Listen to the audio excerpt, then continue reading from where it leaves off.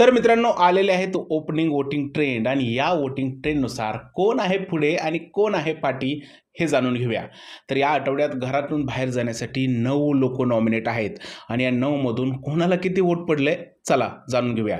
तर नंबर 9 वरती आहे ओमकार. आता ओमकार ॲज युजल नंबर 9 वरतीच राहणार होता, कारण त्याचा घरामध्ये अजिबात सुद्धा गेम नाही आहे आणि प्रेक्षकांना सुद्धा ते दिसतंय, म्हणून त्याला वोटिंग खूप कमी होते आणि नंबर तो 9 वरती आहे.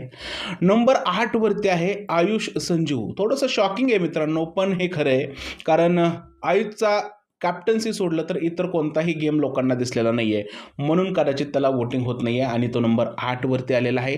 नंबर 7 वरती आहेत सचिन कुमावत.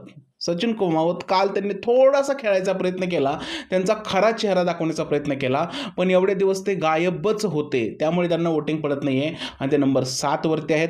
बरं, या तिघांमध्ये वोटिंगचं जास्त अंतर नाही आहे, तिघांमध्ये जबरदस्त अशी रस्सीखेच चालू आहे, म्हणजे कधीही कोणता कंटेस्टंट कोणालाही क्रॉस करू शकतो.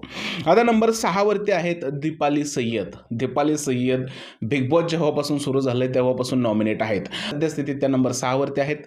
नंबर 5 वरती आहे प्रभू शेळके. आतापर्यंत बिग बॉसच्या घरातील बेस्ट प्लेयर आहे प्रभू शेळके आणि लोक त्याला पसंत करताना दिसत आहेत, म्हणून तो नंबर 5 वरती आहे. नंबर 4 वरती आहे अनुश्री माने. अनुश्री मानेचा गेम निगेटिव्ह जरी असला तरी सुद्धा तिच्या चाहत्यांना तिचा गेम खूप जास्त आवडतोय आणि ते नंबर 4 वरती आहे. नंबर 3 वरती आहे राकेश बापट. घरामध्ये फक्त झोपत असतो, काही सुद्धा करत नाही, पण राकेश बापटच्या चाहत्यांनी खूप जास्त वोटिंग केलंय त्यांना आणि ते नंबर 3 वरती आहेत.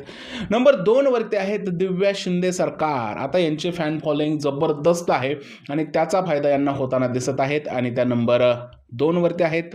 आणि नंबर 1 वरती आहेत रोशन भजनकर. ॲज युजल आहे मित्रांनो, रोशनचे फॅन रोशनला पहिल्या दिवसापासून खूपच जास्त सपोर्ट करत आहेत.